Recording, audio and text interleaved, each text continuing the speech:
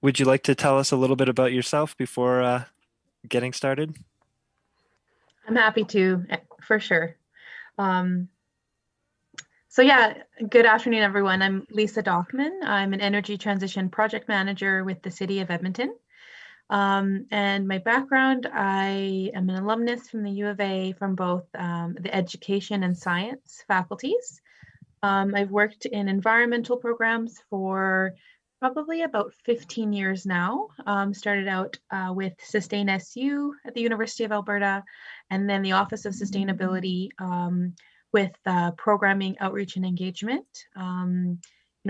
Strategic planning, program design, evaluation, for all types of initiatives there. And then now for about 5 years, I've been at the City of Edmonton in this role, and I have worked on the commercial portfolio of programs that we have, developing things like the Corporate Climate Leaders Program. And then since returning from maternity leave, about a year and a half ago, I've been on the residential file.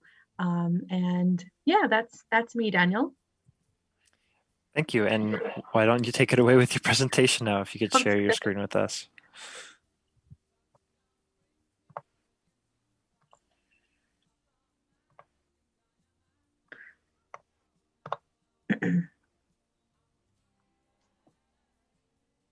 Okay, my screen is up. There, perfect.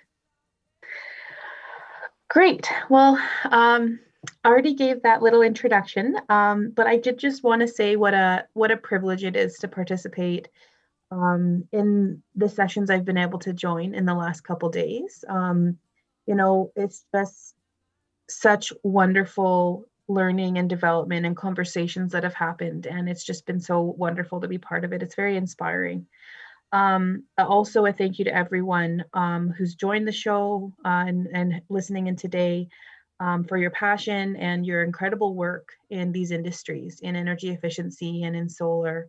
And especially a big thank you to everybody on the team who's been organizing this, from Solar Alberta or your partner organizations and your board. This work has never been more important than it is now. And yeah, like we think we talk a lot these days around this sort of triple threat of the economy, COVID, and climate that we're all dealing with. And really, I think some of us on this call and in these sessions recognize that some of the solutions really address all of that. So really grateful to see such energy and interest in this.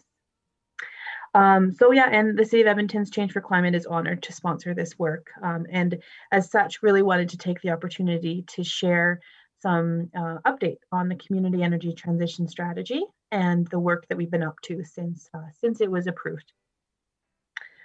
So as some of you may be familiar, Edmonton's community energy transition strategy was approved unanimously by City Council in 2015. And it's really a roadmap of how Edmonton can achieve a low carbon, sustainable energy future. And it has over 100 actions, programs that are mentioned within on how to get us down that path. And it takes a market transformation approach. And so I think this one is a really important, essentially, what can we do to try and, maybe hasten this transition that is happening around us, and really take strategic actions and programs that increase the rate of that market transformation, so that we have that kind of low carbon future sooner and achieve the benefits of it sooner.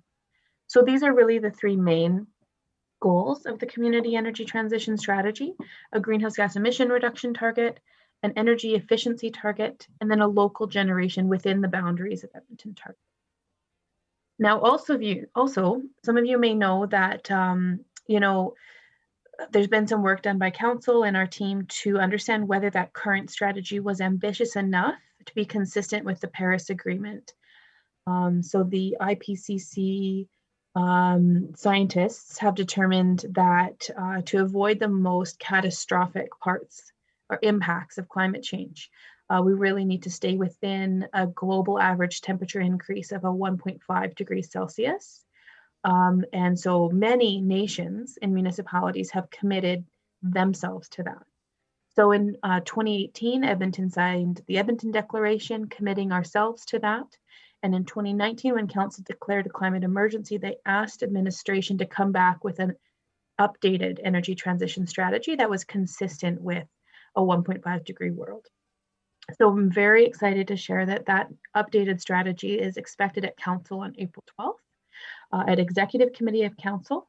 I do really encourage everyone to go and check it out. It should be available in late March, and anyone is welcome to sign up and speak and really share your thoughts with Council on whether they should or shouldn't support it, and any maybe recommendations you may have.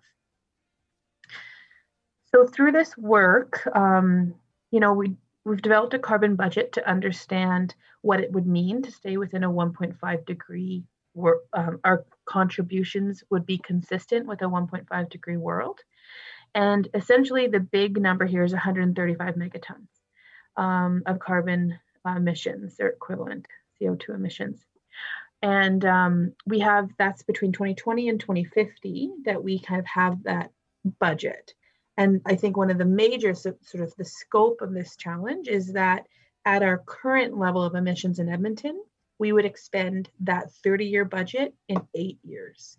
So I think it really just demonstrates how dramatic a change is needed to be consistent with that commitment and those goals. So luckily, there's actually been some very ambitious targets set within the city plan already, which has already been approved by council and is then enacted. So the city plan is really the municipal development plan and the transportation action plan and the strategic plan for how the city is going to grow to an estimated 2 million people. And these 5 big city moves describe how we're going to kind of, what our vision is for that future city. And you'll see greener as we grow is one of the 5. And these 3 targets are integral to that big city move. So new urban trees, total community-wide carbon budget, you see that 135 megatons that I mentioned previously, and then a net per person greenhouse gas emissions of 0. So we do really have this strategic direction supporting the work that I'm describing here. And then just before I get into kind of the update on the energy transition strategy, I'll go through a few kind of key programs that you may or may not know about. But really the way that these programs are positioned is they're each working at achieving energy efficiency and greenhouse gas emissions reductions in each of these sectors, because we do know, as you can see in this graph, how each of our where our greenhouse gas emissions are coming from as a community. So 16% is industry, 23% commercial buildings, 19% residential buildings, and 42% transportation. So I'm going to go through each of these sectors and highlight a couple programs that we're working to achieve change within each of those sectors. So first of all is the residential. So this is programs that I'm the lead for. We're very happy to share, if you haven't heard already, that we launched a new program on January 13th called the Home Energy Retrofit Accelerator. So I'll refer to it as HERA. And it's a residential energy efficiency incentive program designed to facilitate home renovations that reduce carbon emissions, save energy, and support local renovation businesses. And we were very happy to have an incredible amount of attention when the program launched. Really, lots of media mentions, and we're very pleased that Mayor Iveson and Sydney Bond, the president of the Canadian Home Builders Association, Edmonton region, joined us for this launch. And I just thought I'd share a couple quotes, because really, I think when you're reflecting on this sort of alignment of like COVID recovery, economic stimulus, and energy transition and climate, there's excellent alignment between the two. Renovating buildings and renewable energy projects are intensely local. They have existing supply chains. They really have a great economic benefit to the regions, as well as an environmental benefit. And I really think that some of the quotes you see here demonstrate that great alignment, and we're so happy to be able to contribute this program to that recovery.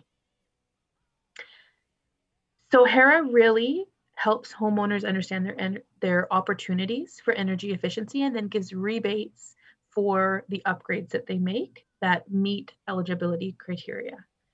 So insulation, windows, water, and space heating equipment are all eligible. And then there's bonuses for more significant retrofits, which I'll talk more about in a minute.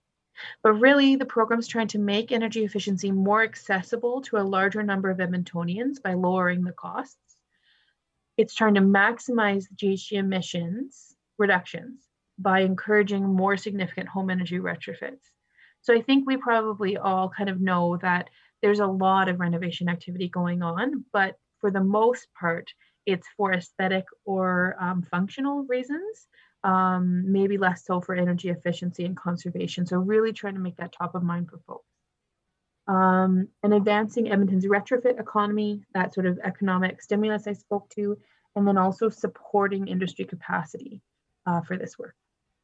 And then stimulating the market to properly value energy efficient homes is one of the mechanisms working to achieve that is making energy performance information more available through posting EnerGuide labels on our home energy map, which I'll speak to in a minute.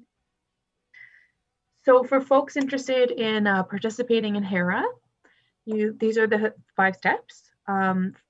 First off, start by getting a home energy evaluation and EnerGuide version 15. Then homeowners enroll with that EnerGuide label into the program, and they get a rebate for $350 towards the cost of that. They then undergo upgrades after they have confirmed that their plans and equipment that they are purchasing is in alignment with the program. So the program guide has detailed eligibility on what we determine to be an energy efficient upgrade, and those should be taken into consideration. And then after the upgrades of the home have taken place, homeowners apply for rebates for their upgrades. And then lastly, you can get a post-retrofit EnerGuide evaluation and see how you did. It sort of helps with the verification of the changes and the energy savings. And it's not required, step 5 here is not required unless you're pursuing the air sealing or net zero rebates. This is the best place to get all of this information on the program, and as well as that program user guide and the program terms and conditions, as well as some FAQs. So please do check out the program website. Now, I'm sure many of you on the call are familiar with EnerGuide, but I do find that, really, we just see it as such a valuable tool for homeowners that, many people don't know about. So I will take a couple minutes just to describe what it is and some of the value we see. So EnerGuide rating system is for buildings and consumer products. You may recognize the label at the bottom of the screen here. It's used for all kinds of things like clothes washers or dryers or refrigerators or other kitchen appliances. But sort of a little bit lesser known is an EnerGuide for homes. And so this is really a label that tells you how efficient your home is, how much energy it uses, and how you can improve that efficiency. It's completed by a certified energy advisor that are managed and certified by Natural Resources Canada. And they do an on-site evaluation that includes a blower door test. And they use software, HOT 2000 energy modeling software to understand your home and its efficiency. So this is a picture of my EnerGuide label and my blower door test in action. So what the blower door test does is lowers the pressure in your house, so it can then analyze and evaluate the air tightness of your home. So how many kind of air changes per hour you've got happening and where there is air getting in and out of your house. And so that is part of the EnerGuide evaluation. And you'll see here, my home uses 164 gigajoules of energy a year. And my home built to code today is that 92. So if I was built to code today, it would only be using 92 gigajoules. So you'll see that there's significant opportunity for improvement in my home. And this label shows some of the, a bit more of a breakdown. So for example, as is very typical, almost 70% of my energy consumption is through my space heating equipment, my furnace. So we think that label is incredibly valuable, but we also recognize the value in every home gets a tailored renovation upgrade report based on that energy advisor's expertise. So here is a snapshot of part of my upgrade report. You'll see that with all of the recommendations that they've made. Oh, I went a little bit. There we go. I could get from a 164 to a 70, which is a significant difference in energy use, less than half. And then it actually itemized the steps and what order I might take to get there. So from insulation to upgrading equipment to air sealing, and then it itemizes the kind of energy savings you'd expect from each of them. So a really sophisticated understanding of how your home is using energy and what opportunities there are. Also, and this one's a little bit more embarrassing, but these are pictures of my home during the blower door test, where you can see, with the low pressure, where the cold air is literally streaming into my house. So at that sort of junction of where my wall meets my floor, at the corners in my living room in that one photo, and at like the sockets on exterior walls are incredible opportunities for increasing the air tightness of my house. So I did mention about that market transformation to really make energy performance information more accessible. And part of how we do, one of the ways we're working to achieve that is by making those EnerGuide labels. So not the full details, not the consumption of the house, but just that high level EnerGuide label publicly available on this home energy map. So right now there's almost 500 labels on this map that are communicating that relative performance of these homes that anybody could go and take a look. And really, this is a tactic that a lot of jurisdictions globally, especially in Europe and more recently in the United States, are taking to really, fix that gap of understanding and access to information on how homes are using energy, because really it's not something that's readily available when people buy or rent homes. So folks who register in HERA, their registration results in, if they accept the terms and conditions, having their label added. The last thing I'd mention is something unique around this program is it has a up to $10,000 rebate for renovating to net zero, as demonstrated by a zero EnerGuide label. So when I say that, and there's been some fantastic sessions, by real leaders in this field. I think it was Peter, the two Peters maybe yesterday, but really when I'm talking about net zero, it's a home that produces enough renewable energy to meet its energy needs on an annual basis. So this requires a really efficient home to help make sure that it's a reasonable amount of renewables. And it's a very, a different pathway for every home, but sort of the components or the major principles behind the kinds of things you need to do to get there are very much the same. So that's everything about HERA. There is also the residential solar rebate program.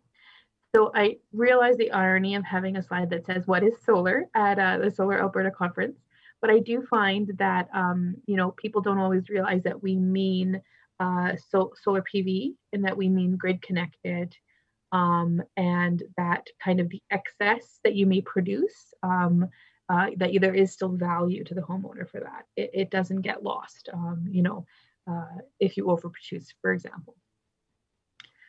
So the program is a 40 cent per installed watt rebate, which is about 1.5 or 15% of the total system cost, to a maximum of $4,000 per home, or 40% of the cost. And new home builders are encouraged to participate, but there's a limit of 5 per new home builder per year. There's a two-part application. So installers or homeowners either can fill out a pre-application, and then that reserves funds for that project should it be completed as expected. And then afterwards, they then submit part 2, and that demonstrates the project was installed and the interconnection agreement, and then the rebate is issued. It is for residential buildings of all kinds. You do have to use an approved solar contractor from either Solar Alberta's list or CanREA's, and there's full criteria online as well as the terms and conditions. And then for any of you that are kind of, for folks that are wondering what their solar potential may be, we do really strongly encourage you to speak to a solar installer and get an understanding, a sophisticated understanding of your solar potential and return on investment, those kinds of things. But just for kind of getting your toe wet and getting an idea, there is this MyHeat solar potential map that we've partnered with MyHeat, a Calgary-based company, to make accessible to Edmontonians. So every home in Edmonton, if you go onto this map, search your address, you'll find an approximate solar potential of your home. And it's actually a very sophisticated tool. It's based on the Google Earth data, and it's the same, data analysis and logarithms that informed, the use of, I think it's called solar, whatever the solar version from Google is in the United States, but MyHeat has been bringing it to Canada. So it has hours of usable light, area for solar panels, and then if you put in your electricity bill, it does some return on investment calculations too. And we really love this because it's there's a lot of misconceptions around solar and Alberta being a great place for it. And so this really, I think, helps do a bit of myth busting around that. Yeah. And then, as some of you may know, I just thought I'd mention before moving on from the residential portfolio that there is a really exciting federal announcement that was a few months ago that they're giving up to 1 million free EnerGuide energy evaluations and up to $5,000 per home for energy efficient upgrades. And I've also seen the mention of renewables. So it'll be interesting to see this program we're expecting in about June to see the details of, but significantly, it's backdated to December 1st, 2020, and they've made that public. So we do expect people that are doing work now should be, getting an EnerGuide label before they do their work, tracking all the work they're doing, and really seeing what that eligibility is once it comes in June. But very exciting. So just briefly, on the commercial side of things, I know many of you work for businesses or organizations that may be interested in this work. So 3 programs I wanted to mention. The Building Energy Benchmarking Program. So this program's it's entering its 5th year. And just like the EnerGuide is sort of home energy labeling, it follows the same approach, but for commercial, institutional, and multifamily buildings. So for buildings over 10,000 square feet, it encourages and supports benchmarking using a free online tool called Energy Star Portfolio Manager, which is hosted by the federal government as well. And there's a lead by example component where city buildings are participating. I think it was 120 city buildings actually last year in year 4. And there's all kinds of financial and non-financial incentives for this. I think it really helps for buildings to understand how they compare to their peers. They're getting scorecards that understand sort of that benchmark.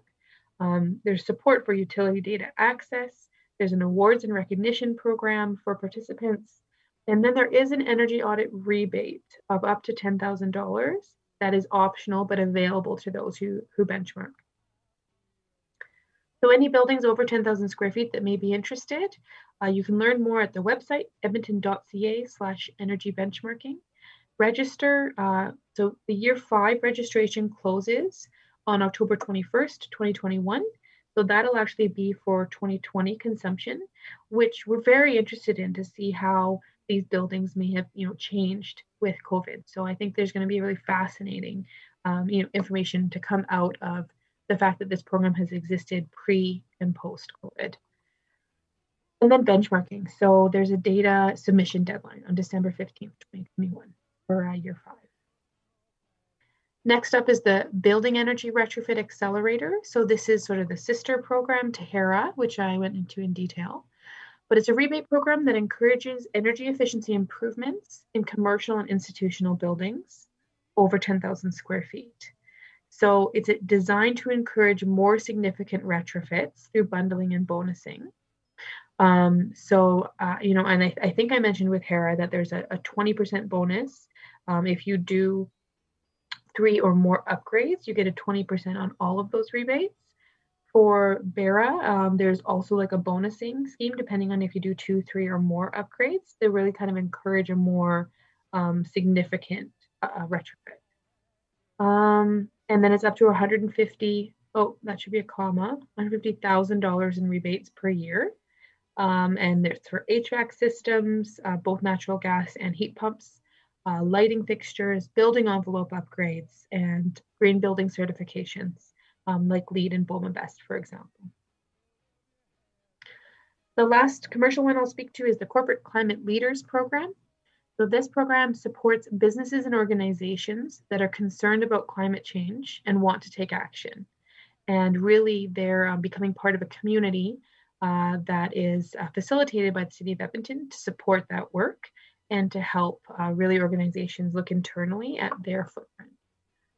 So those who sign up for the program are making a commitment to 3 things: maintaining a corporate greenhouse gas inventory that's compliant with international GHG protocol, developing a GHG plan and targets for reducing those emissions, and then sharing elements of those commitments publicly, either themselves or via the City of Edmonton.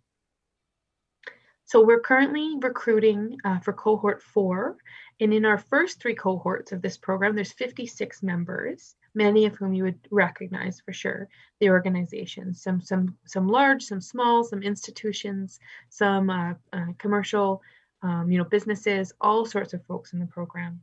And the first Corporate Climate Leaders Summit is June 7th, 2021. So really looking forward to that milestone for this program.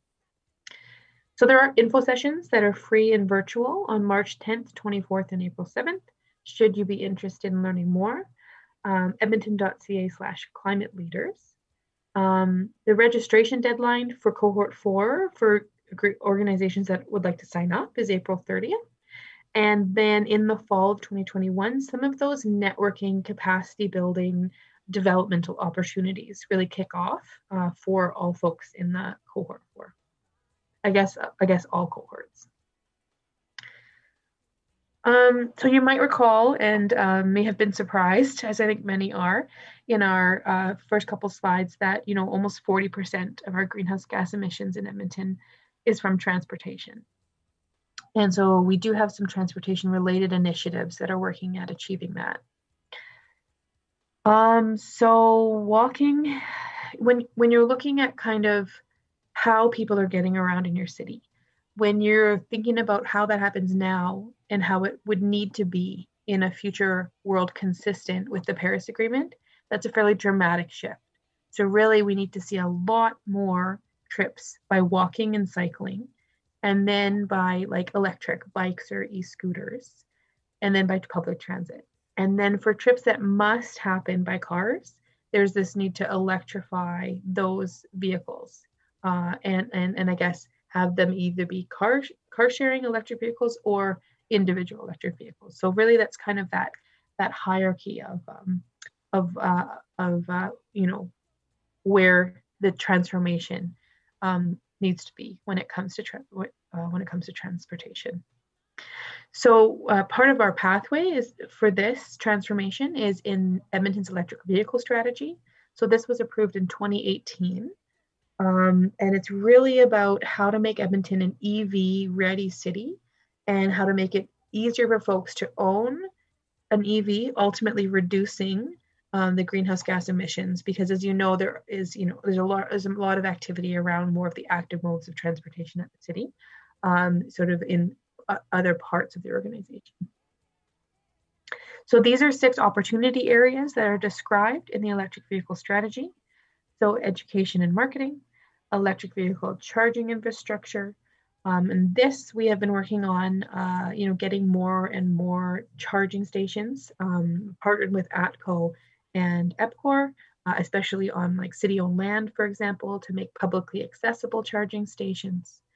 We also know that incentives and financial tools are really important, but I'll get to that in the next slide. Regulations, so working on how to encourage increased infrastructure for electric vehicles, in new and existing buildings, for example. City leadership is a really important part of this as well. You may have heard that there's, a couple ways that the city is working to lead by example.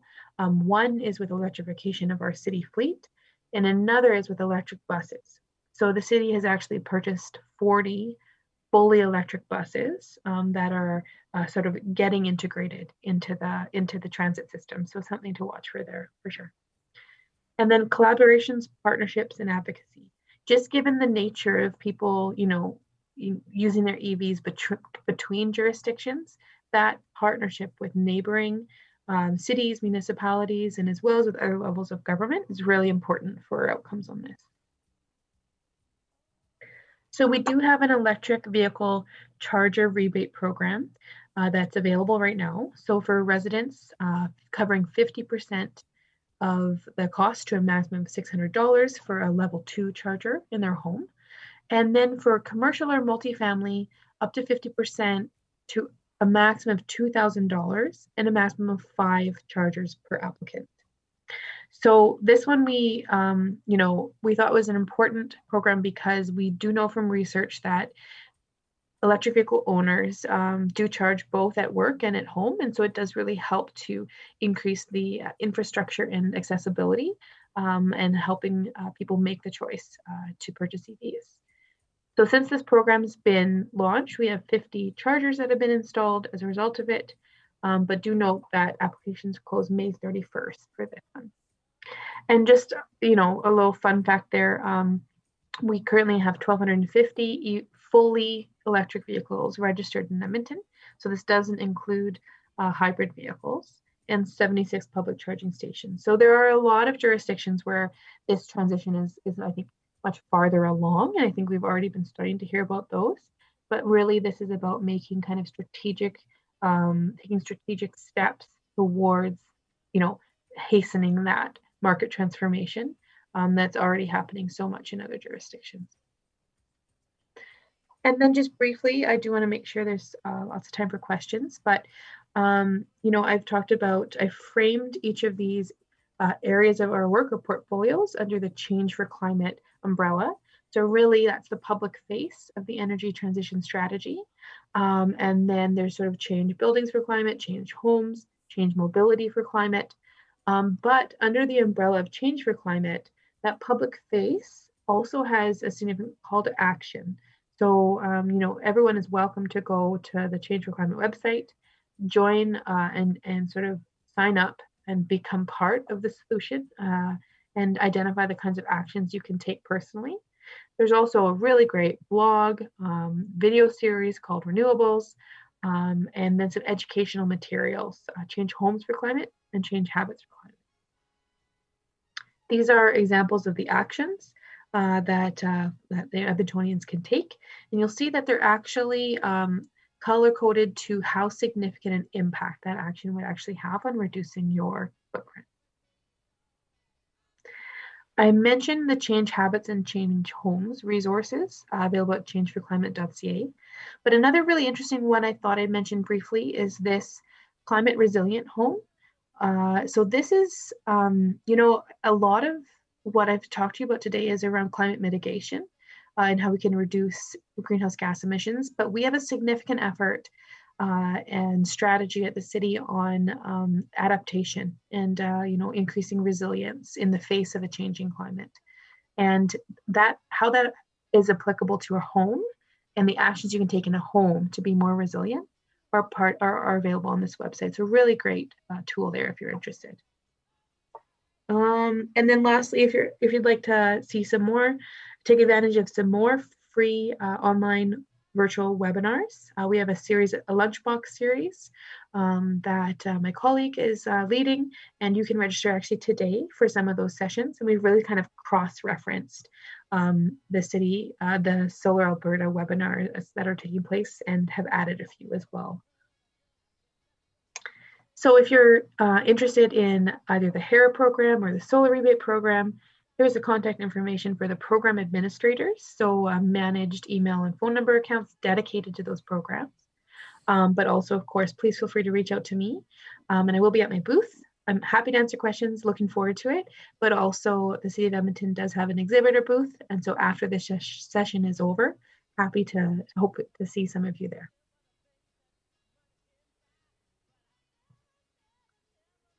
Hey, Lisa.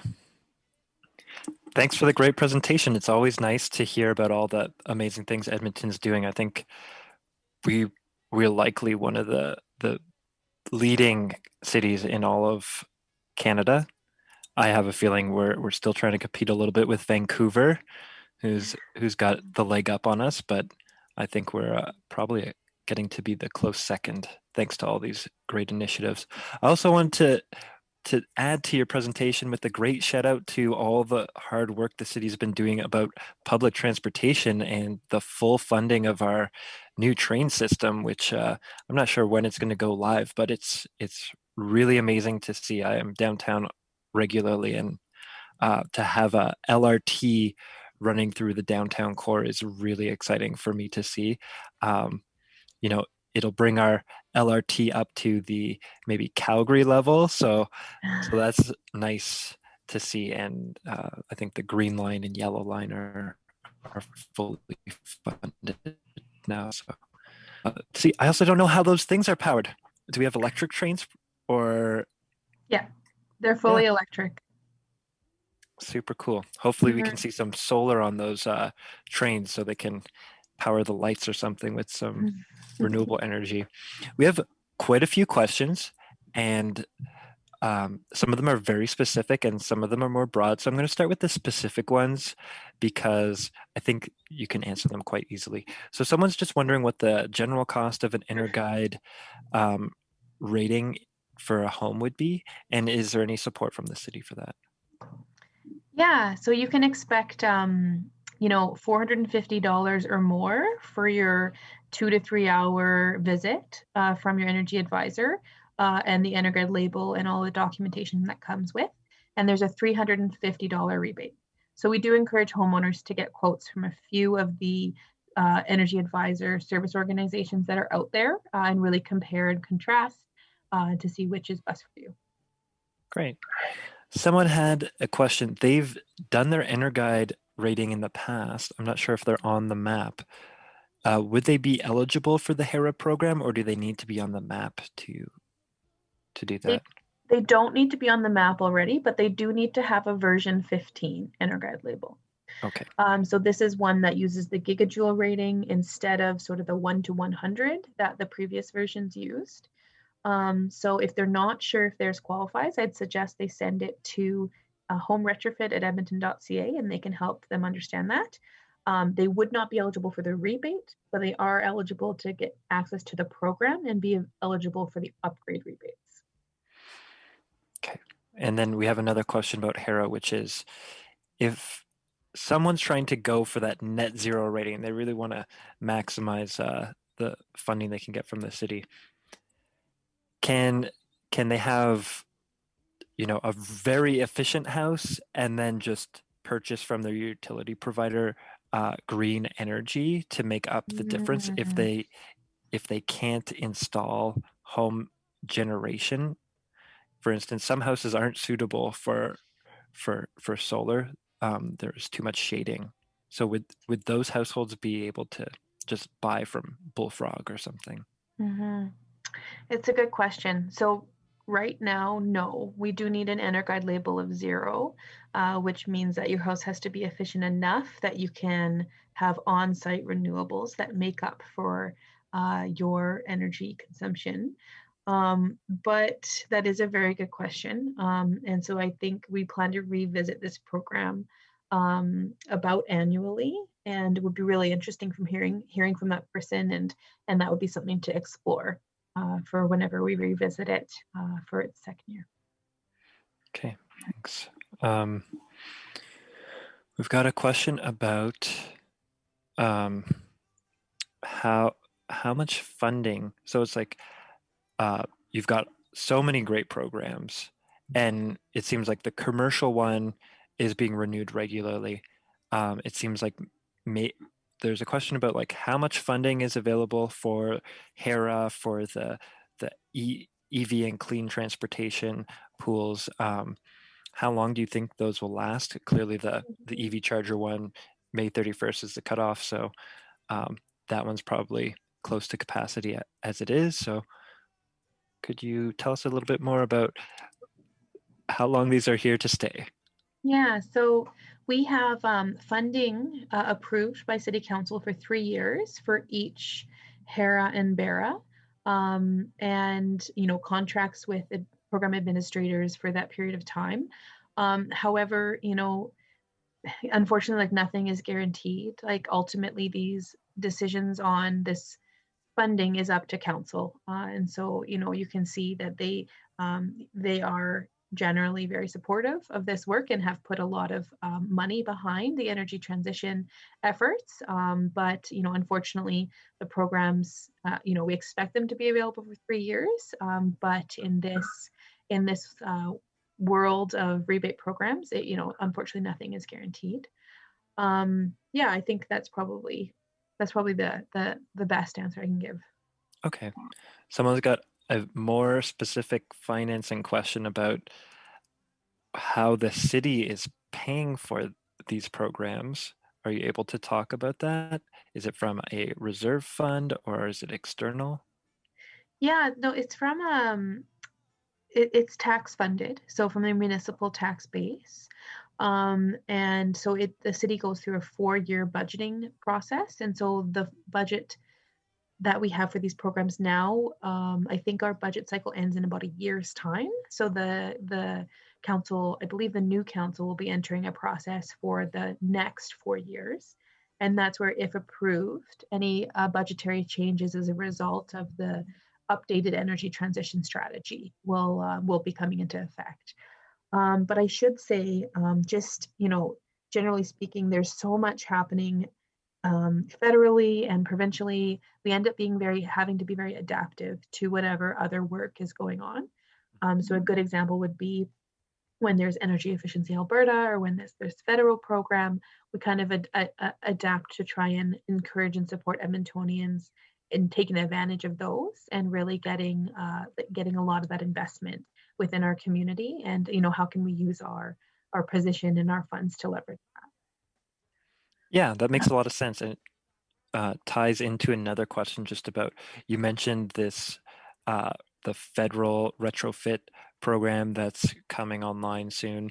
Do you foresee any sort of provincial funding coming in that'll help out more, I guess, more on the residential side of things? Because right now we have a really great energy efficiency rebate program for commercial people. Yeah, I don't know that I have any special knowledge or anything like that, but I think, when Energy Efficiency Alberta closed unexpectedly, it was unfortunate in a lot of ways because we had stacked rebates in Edmonton, for Edmontonians. But some of the programs, like you mentioned, we've seen Energy Savings for Business pop up under Emissions Reductions Alberta. And then also the Clean Energy Improvement Program, so the PACE financing program that I know many folks know about, moved over to the MCCAC. So we do see support for access to that financing for energy efficiency and renewables. So, I mean, who knows, like what might come next? Right. Well, certainly being able to stack or get money in arrears from the federal government if you're doing some of these energy efficiency stuff would be great. People can also pop onto our website. We have a lot of grants and incentives and financing mechanisms that they can look into for renewables, EVs, things that different banks are offering. So Totally. that that could be cool for you. Um, we've got people love talking about politics in Edmonton, and we have a mayoral election coming up, and maybe we could just talk about um, if you foresee any major changes. It seems like most of council must be supportive of all of these environmental initiatives, which are really great, and it's part of the strategic plan. But is there any way, or is it foreseeable that newly elected mayor could alter the existing program? And that's such a good question. I think, I think a couple things will help. will help give us confidence about what might be coming next. I think we are having some turnover as some councillors are not running again, including some councillors that have been co-sponsoring the Energy Transition and Climate Initiative, Councillor Initiative. But so I think platforms will be really good to see. Same thing with how the conversation goes on April 12th, and if council is supportive of the energy transition and passes the updated community energy transition strategy. But I think something to keep in mind is in 2015, despite the diverse perspectives on council, they still unanimously supported the strategy that we have in place. So I do think it'll be, I think that shows that even people with different ideas did kind of see all of the value and the importance of this work. But the other thing I would mention is, they are ultimately the decision makers and are elected in our democracy to play that role. But for continuity, there are tools like the city plan, and that's a strategic document that I sort of described. The carbon budget is really just integrated into, and some of the energy transition outcomes. So I think no matter it would be very unlikely for this to go away entirely, just given some of that strategic planning and some of the continuity of decisions.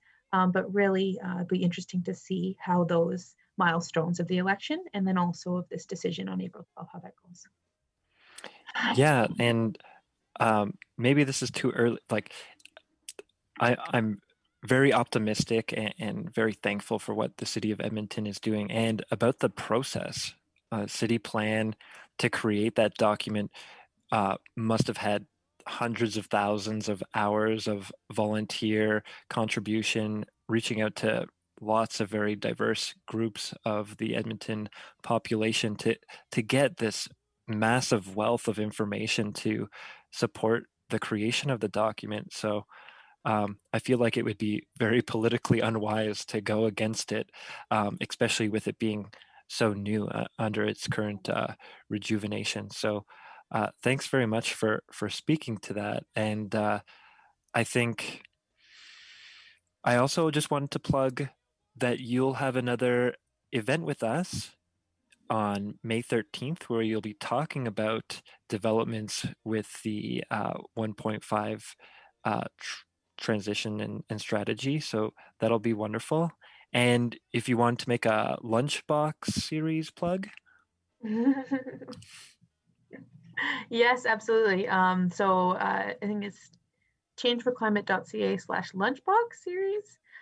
Please do encourage folks, free online webinars, handful of them as well that are going to kind of really provide, background and context and some, information for Edmontonians around different topics related to energy transition. So please join us for those. Yeah. Well, thanks very much, Lisa, for this great presentation. Yeah, thank you for everything that you do for the city and the world in Canada. So with that, I guess we'll say goodbye. Thanks, Daniel. Enjoy the rest of your day, everybody.